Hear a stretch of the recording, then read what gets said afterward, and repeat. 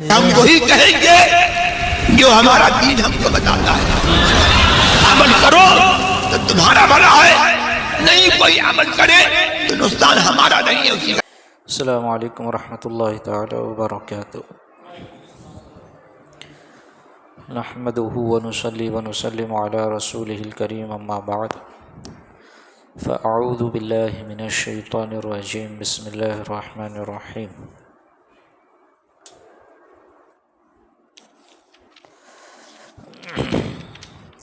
فلا يظهر على غیبه احدا الا من ارتضى من رسول.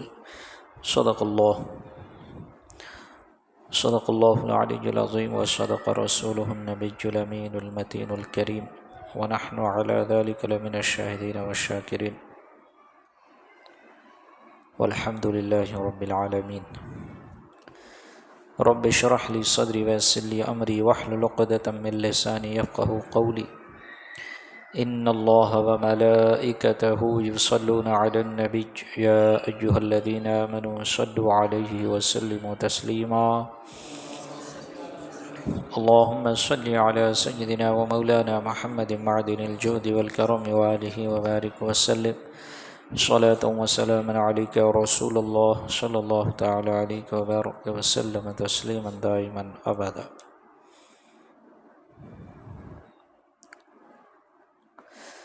رب اشرح لی صدری ویسر لی امری واحلل عقدۃ من لسانی یفقہوا قولی.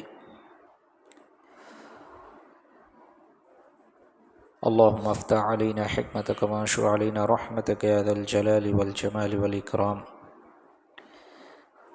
کعبے کے بدر الدجا تم پہ کروڑوں درود، طیبہ کے شمس الضحیٰ تم پہ کروڑوں درود، اور کوئی غیب کیا تم سے نہاں ہو بھلا، جب نہ خدا ہی چھپا تم پہ کروڑوں درود.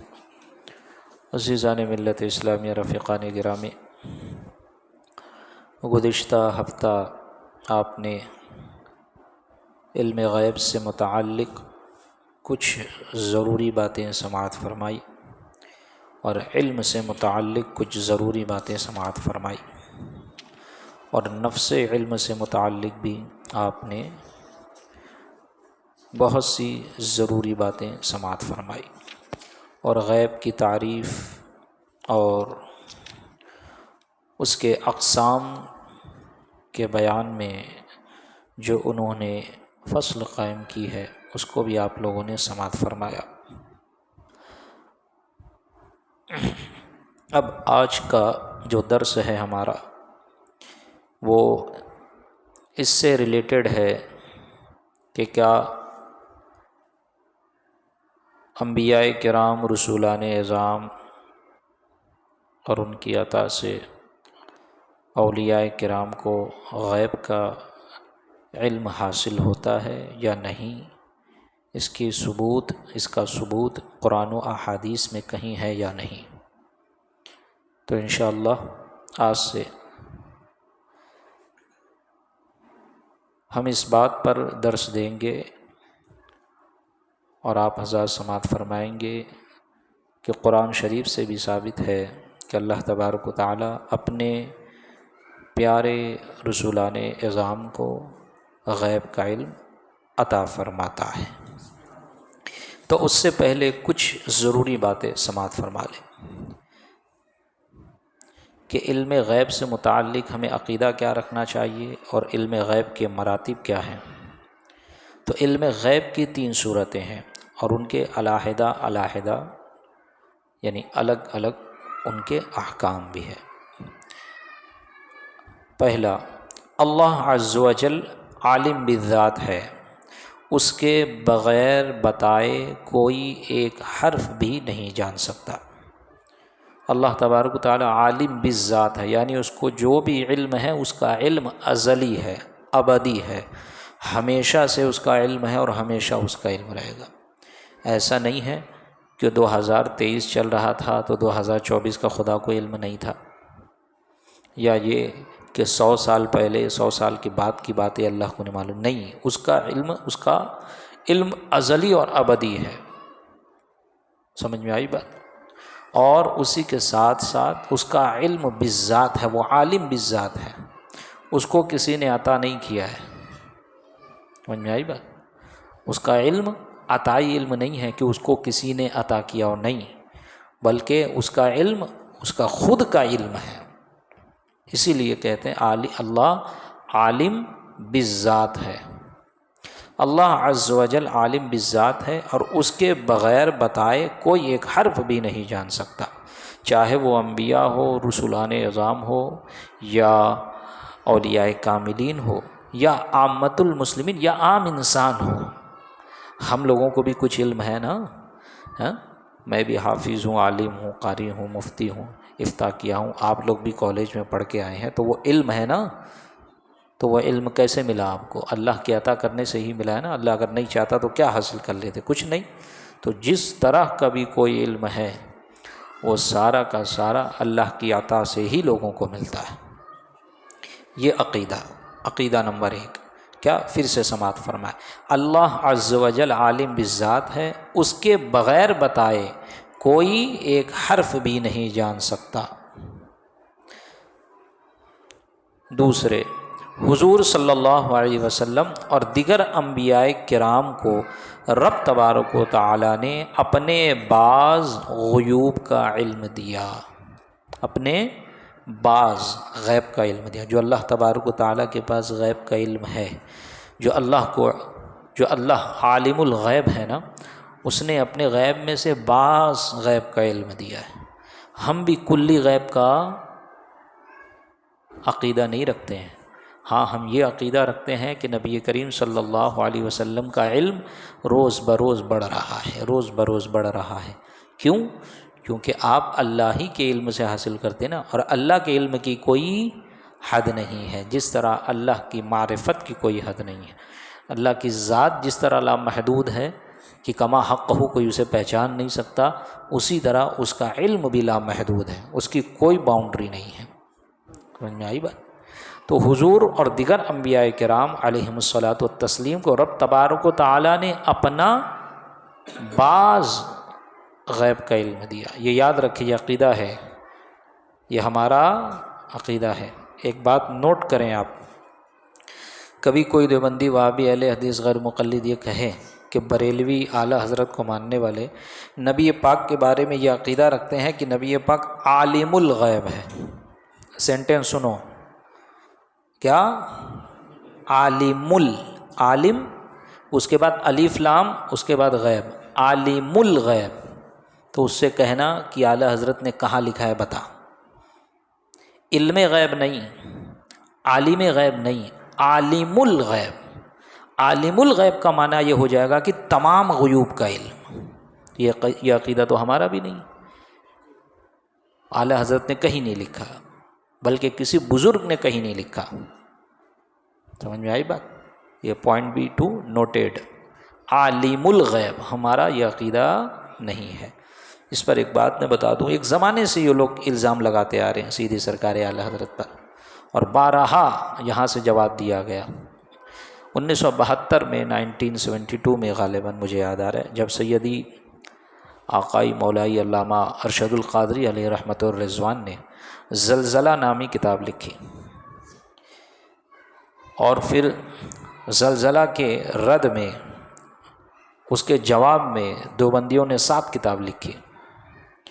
پھر اس 7 کتاب کے جواب میں علامہ ارشد القادری نے زیر و زبر لکھی. سمجھ میں آئی بات؟ تو اس میں آپ نے یہی کہا تھا. اور پھر دیوبندیوں کا جو دارالعلوم دیوبند کا جو ماہنامہ نکلتا ہے، وہاں سے جو میگزین نکلتی ہے، اس کا جو ایڈیٹر تھا اس وقت عامر عثمانی نام تھا اس کا. جب علامہ ارشد القادری نے جواب دیا، فرمایا کہ ہمارے اوپر یہ اہل دیابنا، یہ دیوبند کے علماء تہمت لگاتے ہیں کہ ہم نبی پاک کے بارے میں عقیدہ رکھتے ہیں کہ نبی پاک عالم الغیب ہے. بولے ہمارا اولاً تو یہ عقیدہ نہیں، اور ہمارے کسی بزرگ نے نہیں لکھا، آپ اعلیٰ حضرت کی ہی کتاب سے دکھا دو. تو عامر عثمانی نے اس بات کو ایکسیپٹ کیا. بولے جب وہ کہہ رہے ہیں کہ ہمارا یہ عقیدہ ہی نہیں، تو ان کے سر پہ عقیدہ تھوپا کیوں جا رہا ہے؟ مسئلہ یہی ہے ہمارے ساتھ کہ ہم حقیقت کو جانتے نہیں. انشاءاللہ علم غیب میں وہ ساری باتیں نکل کے آئیں گی. نبی پاک کے علم غیب، ہم کس طرح نبی پاک کے علم غیب پر ایمان رکھتے ہیں؟ ذرا کوئی آ کے پوچھے تو، اگر کسی شخص پر کوئی حکم لگانا ہے فسق و فجور کا بھی، تو علماء اور فقہا فرماتے ہیں کہ اگر پرٹیکولر شخص کے بارے میں مسئلہ پوچھا جا رہا ہے تو جب تک اس کی تصدیق نہ کر لو اس پہ حکم نہ لگاؤ، جب تک اس کی تصدیق یا پھر اس سے بالمشافہ گفتگو نہ کر لو، کیا تم نے ایسا ایسا کہا ہے، کیا واقعی میں تم ایسا کہتے ہو، اس طرح کی فسق و فجور کی باتیں کرتے ہو۔ اگر فرضی نام سے ہے زید بکر کر کے،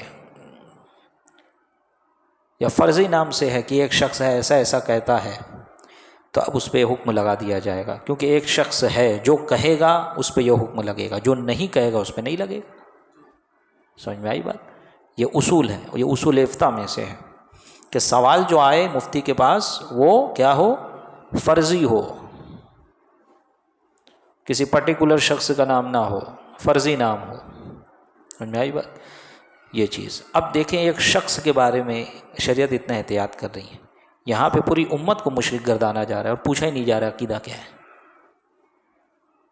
معلوم کرنے کی کوئی ضرورت ہی نہیں، اور حکم لگا دیا کہ یہ لوگ سب مشرک ہیں۔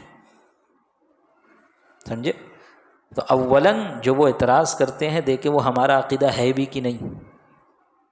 جیسے کل ہی فہد بھائی لے کے آئے، تو فہد بھائی کیا لے کے آئے، یہ ہر نوجوان بچہ اس میں پریشان رہتا ہے۔ خود میرے ایک ساتھی ہیں حافظ جاوید بھونڈی کے، ابھی وہ لائن چینج کر لی ہے وہ، تو وہی آیت وہ بھی لے کے آئے، اور میں ان کو بول رہا ہوں بار بار کہ ترجمہ غور سے پڑھو، ترجمہ غور سے پڑھو۔ اور آیت کیا ہے؟ وَيَعْبُدُونَ مِن دُونِ اللَّهِ، اور وہ لوگ جو اللہ کے علاوہ کی عبادت کرتے ہیں، مَا لَا يَضُرُّهُمْ وَمَا لَا يَنْفَعُهُمْ، نہ ان کو کوئی ضرر پہنچا سکتے ہیں وہ، نہ کوئی نفع پہنچا سکتے ہیں۔ اور وہ حافظ صاحب بھی آیت لے کے آئے تو کیا کہہ رہے ہیں، دیکھو ہم لوگ مزارات پہ جاتے ہیں، خواجہ غریب نواز سے مدد مانگتے ہیں، غوث اعظم سے مدد مانگتے ہیں، وہ لوگ یہ آیت پیش کرتے ہیں کہ قرآن میں اس کا رد ہے۔ مولا غور سے پڑھو وہ آیت، مولا ترجمہ غور سے پڑھو کیا لکھا ہے۔ وہ بندہ پڑھ رہا ہے پھر بھی اس کا دماغ نہیں پہنچ رہا ہے، کیوں؟ کیونکہ سامنے والے نے آیت پیش کر دی، اب ذہن جو ہے معاف ہو گیا، اب اس کو سمجھ میں نہیں آ رہا ہے کہ جواب کیا ہے۔ تو اسی لیے میں کہہ رہا ہوں کہ اولاً یہ دیکھو کہ ہم پر اعتراض کیا ہو رہا ہے۔ آیت میں کیا ہے؟ وَيَعْبُدُونَ، عبدہ یعبدو کا مطلب ہوتا ہے عبادت کرنا، اللہ کے علاوہ کی جو عبادت کرتے ہیں۔ تو ہم کیا غوث اعظم کی عبادت کرتے ہیں؟ ہم خواجہ غریب نواز کی عبادت کرتے ہیں؟ تو یہاں تو ان کی بات ہو رہی ہے جو عبادت کرتے ہیں، اور جن کی عبادت کی جاتی ہے ان کے بارے میں بات ہو رہی ہے۔ تو اس آیت کو کیسے، یہ جو آیت بت جس آیت کے مستحق ہے، جو بتوں کی مذمت میں اور ان کے حق میں نازل ہو رہی ہے، وہ آیت اٹھا کر انبیاء کرام اور اولیاء کرام پہ فٹ کرنا، یہ کہاں کی مسلمانی ہے؟ سمجھ میں آئی بات؟ عقل رکھتے ہو نا تو خود پہلے غور کرو کہ میرا عقیدہ کیا ہے۔ تو میرا عقیدہ کیا ہے یہ کیسے معلوم ہوگا؟ جب حاصل کرو گے، جب معلوم کرو گے کہ میرا عقیدہ کیا ہے، تب نہ سمجھ میں آئے گا کہ بندہ سامنے والا میرے کو بہکانے کی کوشش کر رہا ہے یا صحیح بات کو بتا رہا ہے۔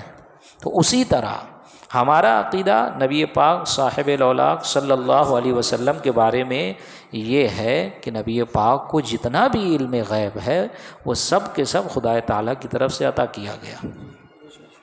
سمجھ میں آئی بات؟ سب کے سب خدا تعالیٰ کی طرف سے عطا کیا گیا ہے۔ ہم نبی پاک کو عالم الغیب نہیں مانتے، بلکہ آپ کو عالم غیب مانتے ہیں۔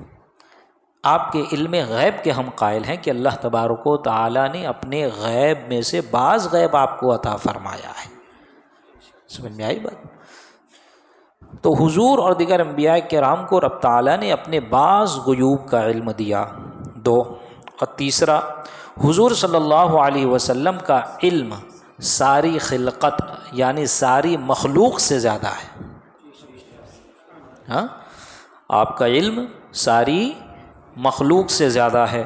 حضرت آدم و حضرت خلیل علیہم السلام، حضرت آدم علیہ السلام کو جانتے ہو، حضرت خلیل یعنی حضرت ابراہیم علیہ السلام، اور ملک الموت، ملک الموت جانتے ہو نا، موت نکالنے، موت روح قبض کرنے والا فرشتہ، وہ شیطان بھی خلقت ہے، یعنی یہ بھی مخلوق ہیں۔ یہ تین باتیں ضروریات دین میں سے ہیں، ان کا انکار کفر ہے۔ جو اس بات کا انکار کرے گا وہ کافر ہے کہ نبی پاک صلی اللہ علیہ وسلم کا علم تمام مخلوق سے زیادہ ہے۔ نبی پاک کو ساری مخلوقات سے زیادہ علم دیا گیا۔ اب اگر کوئی کہے کہ شیطان کا علم نبی پاک کے علم سے زیادہ ہے یا ملک الموت کا علم نبی پاک کے علم سے زیادہ ہے، معاذ اللہ ثم معاذ اللہ، تو وہ کافر۔ سمجھ میں آئی بات؟ یہ تین عقیدے کہ اللہ عز و جل عالم بالذات ہے، اس کے بغیر بتائے کوئی ایک حرف بھی نہیں جان سکتا۔ اگر کوئی ایک عقیدہ رکھے کہ یہ ایک ذرے کا بھی علم مجھے یا کسی اور کو خدا کے بتائے بغیر ہے، یعنی میرے اپنے سے ہے، خدا نے نہیں بتایا، وہ کافر۔ سمجھ میں آئی بات؟ ایک ذرے کا بھی علم خدا کے بتائے بغیر کسی کو حاصل نہیں ہو سکتا۔ حضور اور دیگر انبیاء کرام علیہ السلام کو رب تبارک و تعالیٰ نے اپنا بعض غیب عطا فرمایا۔ اور تیسرا یہ کہ نبی پاک صلی اللہ علیہ وسلم کا علم تمام مخلوقات میں سب سے زیادہ ہے۔ یہ تین کیا ہے؟ ضروریات دین میں سے ہے۔ اس کا جو انکار کرے گا کافر ہو جائے گا۔ اب سمجھ میں آ رہی بات؟ ہم دیوبندیوں کو کافر کیوں کہتے ہیں؟ ہم اسماعیل دہلوی کو کافر کیوں کہتے ہیں؟ اسماعیل دہلوی کے عقیدے پہ رہنے والوں کو ہم کافر کیوں کہتے ہیں؟ اس کی ایک وجہ سامنے ہے۔ اور ہم ان کو گستاخ بھی اس لیے کہتے ہیں کہ وہ یہ کہتے ہیں کہ نبی پاک صلی اللہ علیہ وسلم کے علم سے زیادہ شیطان کا علم ہے، معاذ اللہ۔ سمجھ میں آئی بات؟ اگر کوئی دیوبندی کہے نہیں معلوم تو بولے جاؤ اپنے بڑوں سے پوچھو۔ بولے اسی پہ تو سارا جھگڑا ہے، درود فاتحہ پہ تھوڑی جھگڑا ہے کہ تمہارے یہاں درود نہیں ہوتا ہے ہمارے یہاں درود ہوتا ہے، تمہارے یہاں فاتحہ نہیں ہوتی ہمارے یہاں فاتحہ ہوتی ہے۔ یہ سب تو معمولات اہل سنت ہے، اور یہ تو ضروریات دین ہے کہ بندہ جس کا اعتقاد نہ رکھے تو کافر، اسلام سے نکل جائے گا وہ۔ یہ قسم اول۔ اب قسم دوم، اولیاء کرام کو بھی بالواسطہ انبیاء کرام کچھ علوم غیب ملتے ہیں۔ اللہ تعالیٰ نے حضور کو 5 غیبوں میں سے بہت سے جزیات کا علم دیا۔ جو اس قسم دوم کا منکر ہے وہ گمراہ اور بد مذہب ہے، سدہا احادیث کا انکار کرتا ہے۔ قسم سوم، حضور صلی اللہ علیہ وسلم کو قیامت کا علم ملا کہ کب ہوگی۔ تمام گزشتہ اور آئندہ واقعات جو لوح محفوظ میں ہیں ان کا بلکہ ان سے بھی زیادہ کا علم دیا گیا۔ حضور علیہ السلام کو حقیقت روح اور قرآن کے سارے متشابہات کا علم دیا گیا۔ سمجھ میں آئی بات؟ یہ تمام عقائد تھے، ان کو یہ عقیدہ رکھنا ایک مسلمان کے لیے ضروری اور لازم ہے۔ اب یہاں سے کچھ اور ضروری باتیں، وہ کیا کہ جب علم غیب کا منکر اپنے دعویٰ پر دلیل قائم کرے، ہے نا، بات سمجھ میں آئی؟ تھوڑی گاڑی ہو گئی کہ جب کوئی بد مذہب آپ سے کہے کہ نبی پاک صلی اللہ علیہ وسلم اور دیگر انبیاء کرام کو علم غیب نہیں ہے، اور پھر اس پہ کچھ دلیل لائے، ریفرنس لائے، تو 4 باتوں کا خیال رکھنا ضروری ہے۔ کیا؟ جو بھی دلیل لے کے آ رہا ہے اگر وہ آیت قرآنی ہے تو وہ آیت قطعی الدلالت ہو۔ کیا ہو؟ قطعی الدلالت، جس کے معنی میں چند احتمال نہ نکل سکتے ہوں، اور حدیث ہو تو متواتر ہو۔ یہ درجے ہیں، یہ درجے ہیں۔ سمجھ میں آئی بات؟ آیت قطعی الدلالت ہوتی ہے، ظنی الدلالت ہوتی ہے، اس میں دلالت النص ہوتی ہے، عبارت النص ہوتی ہے، اقتضاء النص ہوتی ہے۔ اس طرح کر کے یہ اصول فقہ کی بحث ہے۔ تو جو آیت وہ لے کے آئے وہ قطعی الدلالت ہو، یعنی ایسی ہو کہ اس آیت میں چند معنی اور چند معنوں کا احتمال نہیں نکلتا ہو۔ ایسا نہ ہو کہ اس میں وہ آیت میں جو حکم یا جس سے متعلق بیان ہو رہا ہے، چاہے وہ علم غیب کے منافی کے ہی بارے میں کیوں نہ ہو، نفی ہی کیوں نہ اس سے ثابت ہوتی ہو، تو وہ قطعی الدلالت ہو۔ سمجھ میں آئی بات؟ چند معنوں کا احتمال نہ رکھتا ہو، انشاءاللہ وہ آگے آیت جب آئے گی تو اس میں سمجھاؤں گا۔ اور اسی طرح حدیث ہو تو حدیث متواتر ہو، خبر واحد نہ ہو۔ متواتر اس حدیث کو کہتے ہیں کہ اس کے راوی، اس حدیث کو بیان کرنے والے اتنے ہیں کہ ان پر جھوٹ کا گمان ہی نہیں ہوتا، سمجھے؟ ہاں، تو جو حدیث تواتر سے ثابت ہوتی ہے تو وہ اعلیٰ درجے کی ہوتی ہے۔ اس آیت یا حدیث سے علم کی عطا کی نفی ہو کہ ہم نے نہیں دیا، یا حضور فرمائیں مجھ کو یہ علم نہیں دیا گیا، یعنی جو آیت لے کے آئے اور کہے کہ دیکھو نبی پاک صلی اللہ علیہ وسلم کو تم کہتے ہو کہ علم غیب ہے، یہ آیت تو کہہ رہی کہ غیب نہیں ہے، تو اس آیت میں یہ لکھا ہو کہ ہم نے ان کو علم غیب عطا نہیں کیا، عطا نہیں کیا۔ یا حدیث تم لے کے آؤ تو اس حدیث میں نبی پاک خود فرمائے کہ مجھ کو اس چیز کا علم نہیں دیا گیا، ایسی حدیث ہونی چاہیے، ٹھیک؟ یا حضور خود فرمائے کہ مجھ کو یہ علم نہیں دیا گیا۔ صرف کسی بات کا ظاہر نہ فرمانا کافی نہیں کہ کوئی حدیث لے کے آئے اور پیش کرے، دیکھو نبی پاک صلی اللہ علیہ وسلم سے اس کے بارے میں پوچھا گیا، آپ نے جواب نہیں دیا۔ ارے جواب نہیں دیا تو اس کا کیا مطلب؟ علم نہیں ہے۔ آپ مجھ سے کچھ پوچھو میں جواب نہ دوں تو اس کا کیا مطلب؟ مجھے معلوم نہیں، میں خاموش بیٹھا ہوں۔ بہت ساری باتیں ہو سکتی ہیں، میں ابھی جواب نہیں دینا چاہتا ہوں، یا آپ کا سوال ایسا ہے کہ آپ کو نہ بتایا جائے، حکمت یہ ہے کہ اس کا جواب نہ دیا جائے۔ بہت ساری حکمتیں اس میں نکل سکتی ہیں نا، نہ بتانا نہ جاننے پہ دلالت نہیں کرتا ہے، سمجھ آئی بات؟ جیسے بعض اوقات ہم بچے کو کہتے ہیں سبق سنا، اس کو مارتے ہیں، وہ روتا ہے، وہ ضد میں نہیں سناتا ہے، اس کو یاد ہوتا ہے، تو اس کا نہ سنانا اس کے نہ یاد ہونے پہ دلالت نہیں کرتا۔ تو وہی چیز کہ صرف کسی بات کا ظاہر نہ فرمانا کافی نہیں۔ ممکن ہے کہ حضور صلی اللہ علیہ وسلم کو علم تو ہو مگر کسی مصلحت سے ظاہر نہ کیا ہو۔ اسی طرح حضور صلی اللہ علیہ وسلم کا یہ فرمانا کہ خدا ہی جانے، واللہ اعلم، خدا ہی جانے، اللہ کے سوا کوئی نہیں جانتا، یا مجھے کیا معلوم وغیرہ کافی نہیں، کہ یہ کلمات کبھی علم ذاتی کی نفی اور مخاطب کو خاموش کرنے کے لیے ہوتے ہیں، ہے نا؟ علم ذاتی وہ اللہ تعالیٰ کا ہے، نبی پاک کا علم عطائی ہے، اللہ نے عطا کیا۔ تو اس بات میں ان الفاظ سے یہ ظاہر نہیں ہوتا کہ اگر نبی پاک نے فرما دیا مجھے کیا معلوم یا اللہ ہی جانے، یا آپ خاموش ہو گئے، تو اس سے یہ مطلب نہیں نکلتا کہ معاذ اللہ نبی پاک کو اس کا علم ہی نہیں ہے۔ سمجھ میں آئی بات؟ چوتھا یہ کہ جس کے لیے علم کی نفی کی گئی ہو وہ واقعہ ہو اور قیامت تک کا ہو، وہ واقعہ ہو اور قیامت تک کا ہو، ورنہ کل صفات الہیہ اور بعد قیامت کے تمام واقعات کا علم کا ہم بھی دعویٰ نہیں کرتے۔ یہ 4 فصلیں خوب خیال میں رکھی جائیں۔ جب یہ 4 باتیں ذہن میں رہیں گی تو کبھی بھی کوئی آپ کو بدمذہب پریشان نہیں کر سکتا۔ اب دیکھیں، یہ بات سماعت فرما لی آپ لوگوں نے، تو اب ضروری بات